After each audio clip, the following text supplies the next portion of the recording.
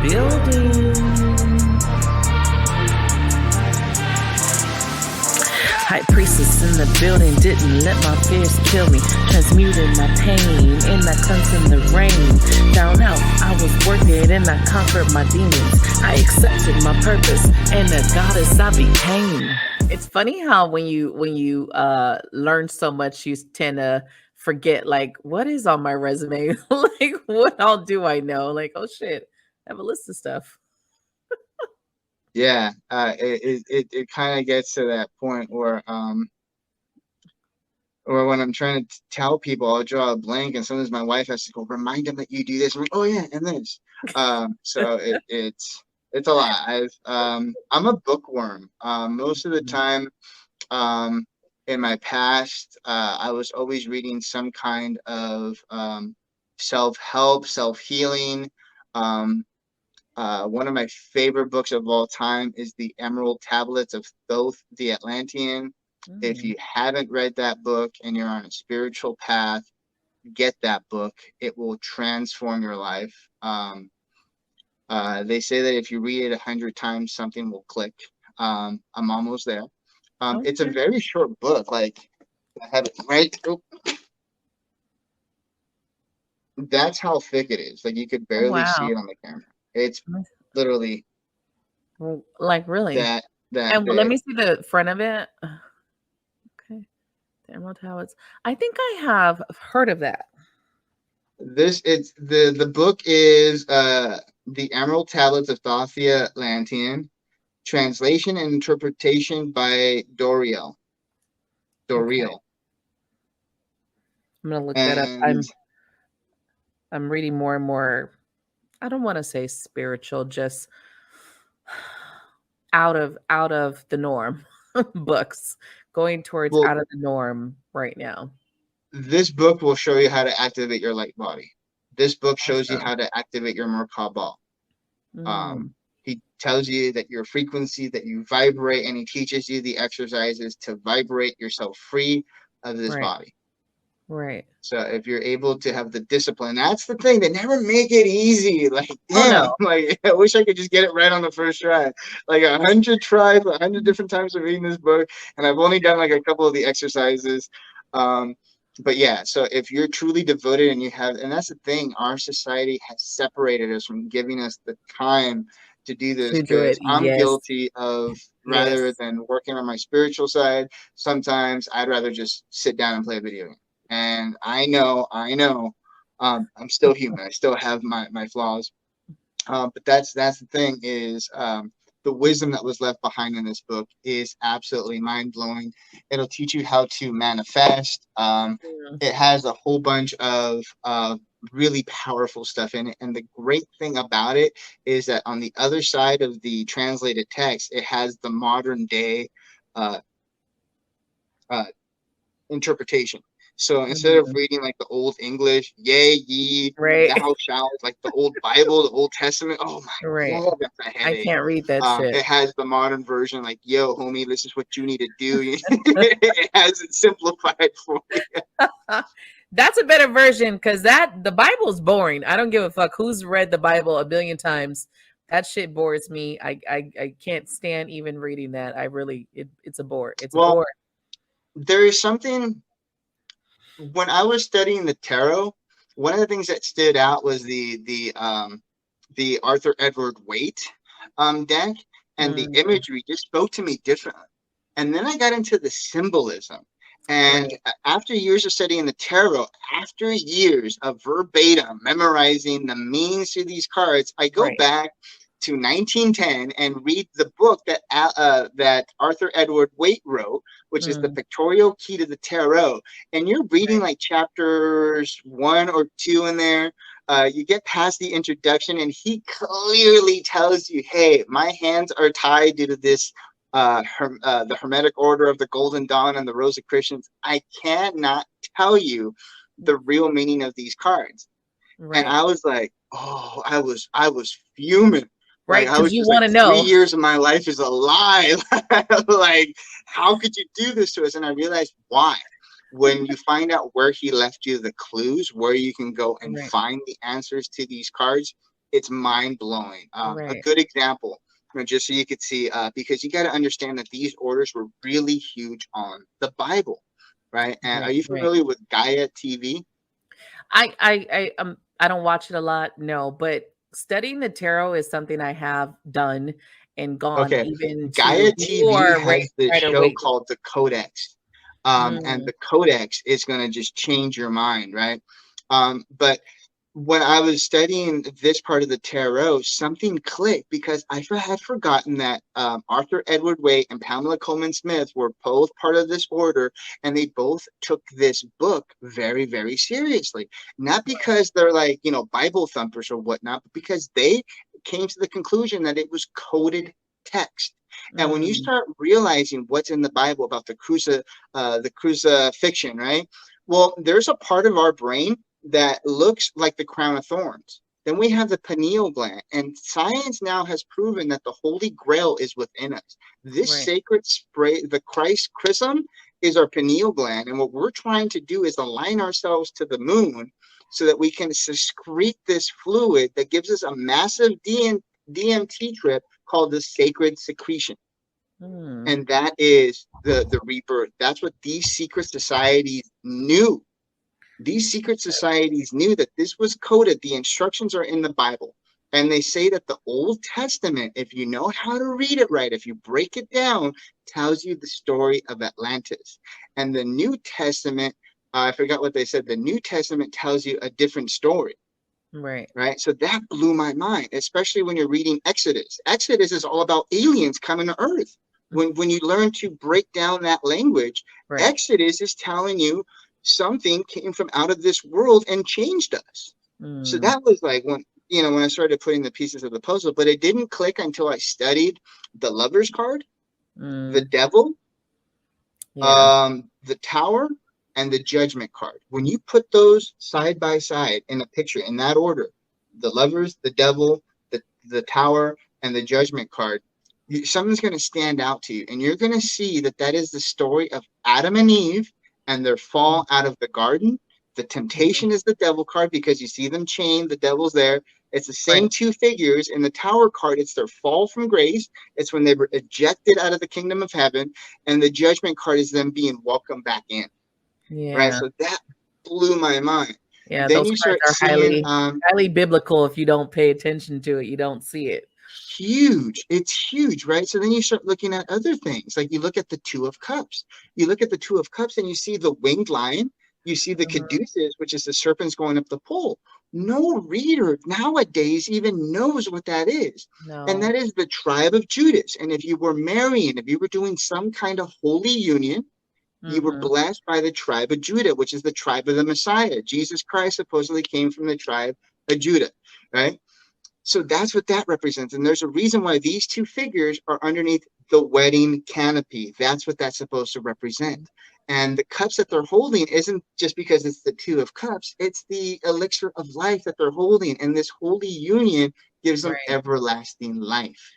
Right. So Right. that is the hidden meaning of the Two of Cups. There's so many cards that, with the information that I have gained and studied, Right. when you see that it's hidden in plain sight. Right. But of course, the dark side will always try to distract you and give you a whole bunch of Of folly course. yeah. It became mind blowing. Ever since then, when that stuff started clicking to me, I have such a totally different grasp on the tarot. I see Right. the esoterical side, the spiritual alchemy that's incorporated in it, and Yeah. how it's about blending forces for us to turn our soul into a golden soul, to be that better person of us, to help others, to uplift our fellow man, to shed the material aspects of this realm, and pretty much will help the consciousness of the planet by helping our neighbor, helping our Mhm. friends, to lift them up when we lift ourselves up. But it starts with you. You have to be at 100% before you can carry another load. Right. Right. When I first started learning tarot, which I didn't know shit about tarot when I first started learning, but something would hit me on some readers where like on the major arcana, and I have a pet peeve with the major arcana when readers use them as your everyday just it's just like nothing. And I just am always like, it's a major arcana, like I just feel like there's certain cards that, especially with the major arcana, that just that influence the big spiritual meaning behind all 22. There's a reason why, and it's like one of those pet peeves where I did do a tarot class. I still have the tarot class, but the only thing I couldn't do was go too far into it because most people don't know half of the stuff Well, that's on there, the symbolism. well, I use that for my personal knowledge, and then I can simplify the meaning. I don't like go Right, verbatim on what the card is, but I right, know when I see the Hierophant that it's not this religious figure, because you look at right, this priest dish figure on that card, and a Hierophant. If you Google Hierophant, you're going to get a totally different image, right? You are going to get the tarot card, but when you really look at what the Hierophant is, the meaning of the word is a mystery priest from the Egyptian tradition. So mm-hmm, you could see how the name is coding the meaning. It's about finding the truth. It's a card of discernment. It's about not being oppressed by the dogma, the religious right, doctrine. It's about freeing yourself. And the keys are right, right there. And next to the two people, the keys to the wisdom of heaven. And that's why he only has one hand up in this gesture, that's showing that he's bringing the power down from the heavens, and he's holding his scepter because he's using that to influence his power over the people. So like the meaning of the card changes dramatically once you realize what's coded right, into it. Um, and that's why the two pillars behind him don't have the B and the J, which is Joaquin and Boaz, which is mm-hmm, King Solomon and King David, who both built the Temple of Solomon. So you start catching all that, and it's right, fully coded in there. And a lot of people, it gets too deep from them. They don't get it. They don't right, understand. But I right, just tell them like, hey, look, and I do my reading with the information in a right, different way, so it's not bombarding them with the esoteric meanings, and I can right, still convey the message that I need to. But someone that's a tarot nerd, whoo, get right. ready. We're gonna be there for a while. Right. I mean, I have gone into a lot, even like the astrology part of it, because I think that stuff is important. Not just that, like, oh, the King of Wands is a Leo or a fire sign. There's more. It's like it's the attributes, it's the energy. I think, and I think a lot of people, especially tarot readers, unfortunately get caught on the very superficial level of tarot, and it kind of downplays, but when you go into it, there's a reason why it's all there. One of the things I always tell people is that every tarot deck that you buy is going to have a different energy to it because of the creator.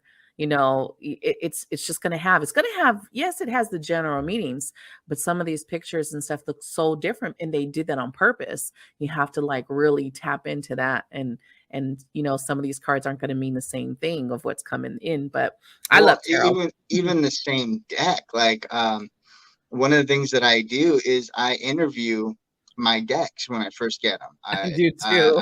I want to see what they have, and I've gotten to the point where I have a couple of the same decks, and they're the exact same maker, the exact same printing publishing company, the exact same size, and both of them have a different personality. No matter how many times I interview them on their own, they hold that same energy. Like there's certain cards that mean the same thing in the tarot or similar meanings, and Right, I draw those same cards for each one on their own. So it's like the energy doesn't change until like some time goes by. Like I like to do when I feel something's off with my deck, like the one that I was using for love readings and career. Like right, when it's no longer, I feel that it's no longer giving me an accurate message, or I feel like conflicted in the answer that I have to give the court. I re-interview, and sometimes the energy changes, but most of the right, time it keeps its personality. Um, right, but yeah, I do believe that each deck, each individual deck, even if it's the same reprint, is going to be right. different than the one before It it or is. after that. So I Oh totally yeah, agree that each deck is very unique. Each deck is 78 new friends. Um, it is. I keep about 4 or 5 on my desk open. And that's because I intuitively pick, each person, especially on the lives. And so, like I tell people, if I choose I have HBO Game of Thrones. So if I choose that one, there's specific messages that are going to come out in that one. If you choose the Rider Waite, there's specific messages that are coming because of, the way the energy is. So I normally keep a couple on my desk, and I just, whichever one spirit is telling me to pick, that's the one I pick for you. Yeah, Yeah. that's exactly. That's why I always ask on my lives, "What's your question?" And you'll see me take a moment to like, and then I'll pick Right, one. right. For me, the Game of Thrones deck is the brutal, like that one. Since the It is. moment I got it and opened it, I don't know if it's the same for you, but that deck for me is brutally I honest. didn't Like like the it deck does when I first not got it. sugarcoat it. Even how I interpret the message is just Yes. like what? Yes. I mean, I love it. Like I ouch. absolutely love it because of how, but I didn't like the deck at first. Even the energy, I was like, this is an asshole. And I interview my decks also. Asshole deck. I was like, man, this shit is rough. But I am actually one of the readers that does not sugarcoat readings. I won't do it. And especially if your team is coming through, if they're coming through rough, oh, you're gonna get it. You're gonna get it. But yeah, that HBO one, that one's a beast. That one is if you ever doing like shadow work and you want some truth, I think HBO and Darkwood Tarot is my first two that I would use, because Dark Tarot is another one that's like in your face with the bullshit. Like, can't run Well, from when it those comes two. to shadow work, the True Black deck, the True Black Tarot is a Mm. fascinating deck because if you look at the card, it looks like there's a light inside the card that's illuminating the figure, Oh, and that blew my interesting. I mind. don't think I've seen that one. You're gonna have to. I recommend googling it. Um, Okay. but the True Black Tarot will blow your mind away by Okay. how the images look on the card because it literally looks like there is a light on at the top of the card that's Uh-huh. illuminated. Like it's a beautiful deck. It's fucking expensive, and we got Probably. taxed when we ordered it when it came to Switzerland because Switzerland will tax your ass when something comes into the border. Um, so we had to pay an additional $30 on top of what we paid with the deck and the shipping. Oh, So it shit. was it was a very pricey deck, but it's totally worth it. And that's the one that I use for any shadow side, anything Mm, that's hidden, anything that where I need to bring light into the situation. That's right. the deck that I use. Right. I'm definitely gonna check it out because yeah, I have my, you get your favorites, and you have your go-tos. And then you have some that just, they're nice, but they don't, some of them just don't click with you. It's just like, yeah, it's nice. Artistry is nice, but yeah, I'm not feeling it. So No, I'll for me definitely.